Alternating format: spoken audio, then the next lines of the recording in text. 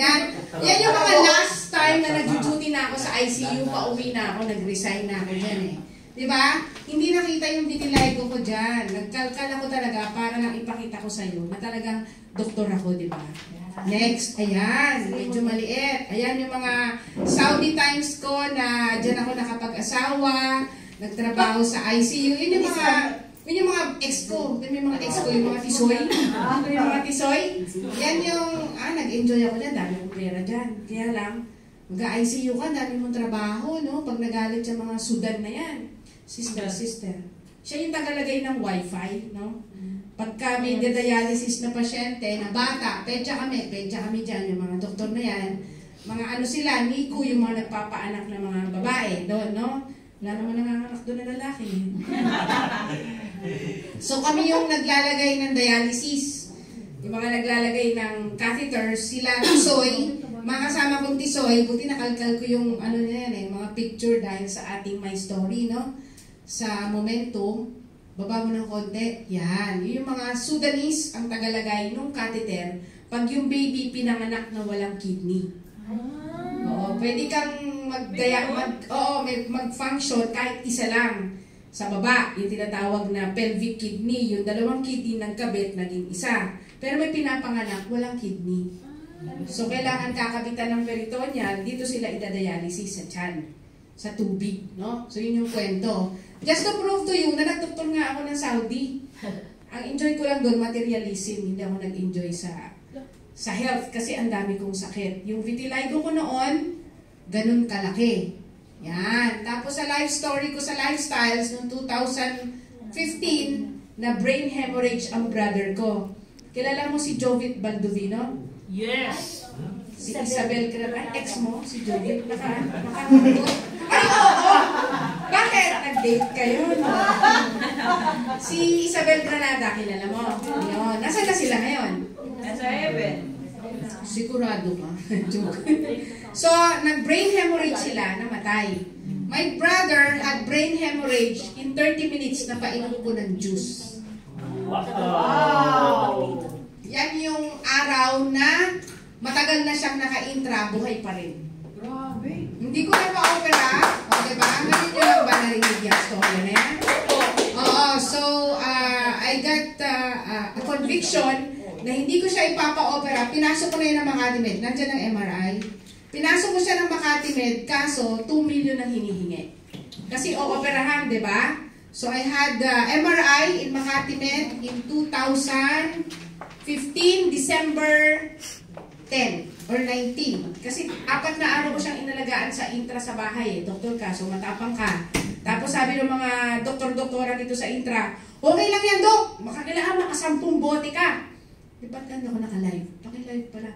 Sabi ko, painumin lang. Sabi nila, painumin mo, tuloy-tuloy. Kailangan makasampung bote ka, 1 bottle a day. Kasi as a doctor, bago nga pala ako umuwi, nandito na pala ako sa Pinas niyan. Kailangan mag-iipon ka ng 2 million pesos. Wow. Eh, paano pag namatay ang brother ko? Babayaran ko o hindi? Babayaran ko. Sabi ko, yari ang 2 million. Eh, wala naman akong 2 million nun. Okay? So, pumirma ako ng waiver, inuwi ko yung brother ko. Grabe. Brain hemorrhage, naka-MGT, intra 1 bottle a day, plus mga gamot pang ICU. Sister ko is an ICU nurse, nasa UK, downline ko. O, diba? Yes! So, tawagan kami, ano ibibigay ko everyday. So, alam mo ba, in 2 weeks, nandyan ba? Umupo siya. Wala. Bakit hindi ko napadala? In 2 weeks, umupo ang brother ko. Ibang, ano na yan ibang time na napainom ko na siya, pero yan yata yung time na, oo, inalis ko siya ng Makati Med, nilipat ko kasi gusto pa opera. Buhay ang brother ko up to now. Wow! Walang 2 million na craniotomy. Amen. Diba? Walang 2 million na craniotomy, kaya kahit hindi pa ako GMD, nakatipid na ako ng malaki. Wow! Diba? Sino nag-invite sa'yo? Okay. So, kahit hindi ka pa GMD, sulit yung membership mo. Yes! Kaya nung ma-invite ako sa Hope, umupo ako dyan, GMD Rock. Thyroid problem siya, may cancer daw, may colon cancer, yung ibang napainom. Sa Saudi kasi ang inaalagaan ko, cancer cases. Nasabi ko, ay, parang gusto kong Lord, follow the light na lang. Ito, pagod na eh.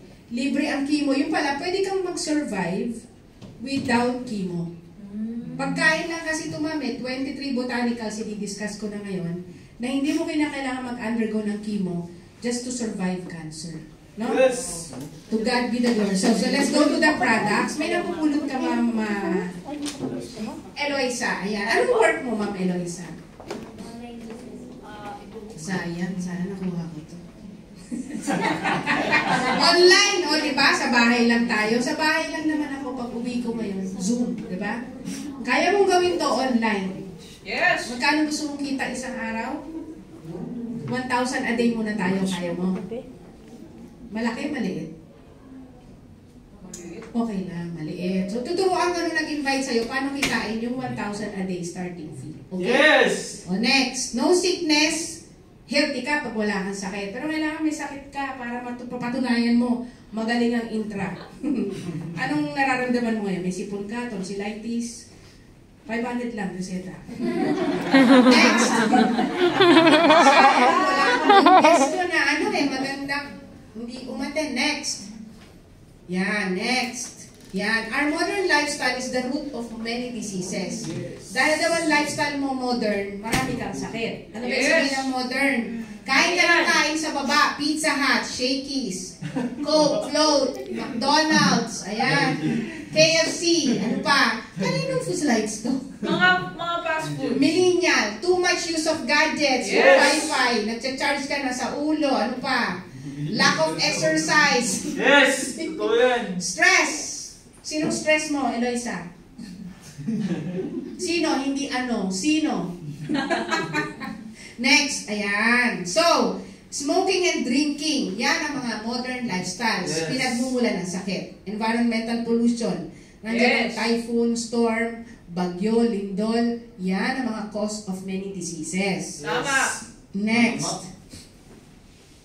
Ano ang health facts natin ngayon? Marami ang namamatay dahil sa ischemic heart disease Yes. with 85,000 cases in the country. Yes. Mababa pa nga yan eh. Totoo. Ischemic heart disease. May Japanese tayo dito. 220. Next. Japanese to, hindi to Pinoy. Neoplasms or cancer came in second with 47,000 deaths, 10% sa same period in our country. Grabe. This is in January to September lang last year. Yes. 9 months. Grabe, ang dami nun Ang dami mong prospect. Na Yes. ischemic heart disease. CVA or stroke accounted for 45,000, 10% of cases. And 9% has diabetes. Yung mataas. Yes. Yeah, maganda yan. Fiber Life. O, di ba? Marami daw. Ilan? 10% of the total cases. 25%, 10% has diabetes. Tapos sa apat na makikilala mo, isa doon may high blood. Kasi 25%, di ba? Yes. So lahat na makapasalubong mo dyan, yung pang-apat may high blood. So pwede mo resetahan ng Cardiolite. Tama. Kaya wag mo sabihin na wala kang prospect. Next! Ayan, ano na naman to? Ischemic heart disease. Yung barado ang puso. Dahil sa kolesterol. Naka-aspirin, naka-clopidogrel, naka-Plavix. Yan yung mga prospect mo. Dami, puro may sakit. Cancer, 42%. CVA stroke, 40%. Diabetes, 25%. Pneumonia, 23%. Yan, uso ngayon yan. Tama. Kaya marami nagpapareseta. Penning slides, ha? Next. Bago to eh. Ayan. Paano ka lalaban, Be? Paano? Ano? May health card ka? Meron ka health card? Anong card mo? PhilHealth. O nga naman, card nga naman yun, di ba? MaxiCare, IntelliCare, di ba? Yun yung mga, Value Care, ganon. Kasi pag wala kang card, maglalabas ka ng cash. Yung kapatid ko, walang card. O, di maglalabas ka ng 100,000 nun, down payment. O, operahan sa ulo eh. Sana pala na-video ko yung eksena nun, wala pa nung FB eh. Wala pa yata cellphone, nung ay meron na. Video ko na, hindi ko akalain na matitestimony ko yun. Nagalit sila kasi o-operahan na sa ICU eh, for neurosurgery eh. Sabi ko, no, I will bring him home. Then, nagmura yung nurse. Crazy daw ako. Crazy. Ngayon, medical director yung attending physician niya sa ER ng Makati Med. Hindi ko pa pala siya napakita. Siguro pag nakita niya, magugulat siya. Kasi nabuhay, walang craniotomy. Di ba? Nakatipid kami doon. Ang commitment ng lifestyle is quality. Yes! Kaya kahit hindi ka ma-admit, pwede kang mag-product lang. Kasi every lifestyle's product is scientifically formulated to meet your health requirements. Yes! Next. It's halal certified. Naipasok ko yung product nung nag-member ako noong 2000 way back. Naipasok ko yung product ko package sa loob ng Middle East. Dala ko yung isang express. Yes! Wow! Oo, check-in. Hindi pwedeng hand carry. Siyempre, mabigat yung juice. Next. That time, umiinom ako for endometriosis at saka vitiligo. Tsaka that time, stiff neck kasi stress, no? Hindi ako ganun kaganda. Ano ba? Wala mo edad ko. Umayos ka. Wala mo edad ko, Eloisa. Ilan na edad ko? 55. Ay, tinamaan. Galing manghula. Yung iba kasi sabi 35 eh. Sige, ko pa na mag-member. So, that, scientifically formulated. Ang flagship namin yung juice. No? Wow! Sikat yan. All around the globe, 40 countries. Yes. Everyday essential. Yes! Yes. Yan. Alam mo ang DOH? Kilala mo ang DOH? Panahon ni Duque? Sa Amerika, may PubMed. Yun ang PubMed, US counterpart ng DOH natin. Nagtanong sila, bakit ang intra parang may something compared sa acai berry, goji juice, MX3, noni juice, yan, available yan sa SM, di ba? Nakakatikim ka ng free taste. Yes! Tapos 25. Ngayon, kinumpare ng PubMed. Ay Diyos. Sabi nila, mahusay naman yung iba. May effect, cardio, etc. Pero bakit ang intra, napaka-effective? Yes! Kasi 8 biological systems covered niya. Wow! Kaya nilang magpatayo ng stroke. Pare-pareho. Ang kaibahan, 6 months sa iba, 1 month lang sa intra. Subukan mo yun. Huwag naman sana. Makakalakad ka agad. Yung kausap ko kanina sa Qatar, sayang hindi ko na-record. Mahusay ang intra. 20 years ago, yung nanay ko, bedridden, 2 weeks lang naglakad. Wow! Kaya nga, umuwi siya ng October, kasi nabuhin ko na sa airport. Alam mo yun? Galing siyang Qatar. Galing. PT ko siya sa Saudi. Gano'n siya kagaling, ang minamasahe niya, prinsipe. Wow! Ang inuuwi niya, bayong na cash. Gano'n siya kagaling humilot, kaya kailangan tumahilot ko. Kailangan, mapaupo ko dito. Kasi prinsipe ang mga target niya. Gano'n siya kagaling. Next. Yan. So, gano'n kagaling ang intra. Sino dito ang may BMW? Ano po yun? Bilbil mo, 8. Sorry. Mag-ano ka? Fiber Life. Yon. Kasi ito, may fiber. Meron siyang cinnamon tsaka xanthan gum for appetite control, blood sugar, and cholesterol. Wow. A, B, C. O, diba? Ginagamit yan ng mga may sipon, lagnat, diabetes, cholesterol. 1 capsule 3 times a day. Wow. Kapalit ng paracetamol at saka atorvastatin. Next. Yes. May napupulot ka, Eloisa. Yes! Ano? Ay, mamaya ka pa magpipili. Nutria Plus. Ito yung mga ginagamit ng mga millennial na dating senior. Yan. No approved therapeutic claims, antioxidant, anti-cancer. Sabi nila 35 ako, ba't sabi mo 55? Ba't nahalata mo? Bakit ba? Hindi ba na itatago? Dapat more Nutria Plus. Nung ginagamit ko yan, ang mens ko irregular. Pero nung umpisahan ko siya, nawala ang dysmenorrhea. Sino may dysmenorrhea? Ikaw, meron? Alam mo kung ano yung dysmenorrhea? Yung girlfriend mo, meron. Painumin mo nito kasi nawala ang dysmenorrhea ko after 30 years. Wow. Oo. At ikaw pumapalakpak. Nakapag-retire din po ako ng mail para sa pamakasawa ko. Alam mo, Maria. Member ka na ba? Hindi po, yung manager po namin, inano ko, ilagag na mag-member. Oh. Manager namin sa company natin. Oh. Ako ang inano niya kasi nag-online business. Inano ka niya? Yung inano niya ako na maging member niya. Nag-try muna po kami.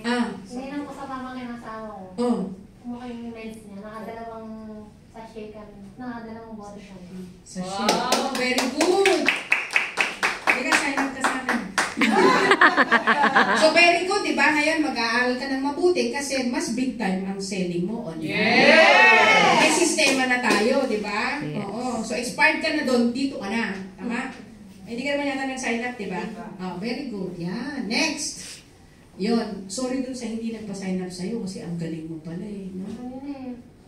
Ano yung sahin ka? Oo nga. Eh, buti na lang di ka nagpa-sign up doon. Mamaya paglabas mo, akin ka na. Cardio Life supports cardiovascular health and blood flow throughout the body. Sino may high blood? Sila! Sila lang. O, ngayon, pag malagkit ang dugo mo dahil high blood ka, ito yung nagpapalabnaw. Ano pa? Kidney stones. Pampababa ng calcium sa kidney. Ano pa? Sa blood, pampababa ng calcium para maiwasan ang prostate cancer at saka enlargement.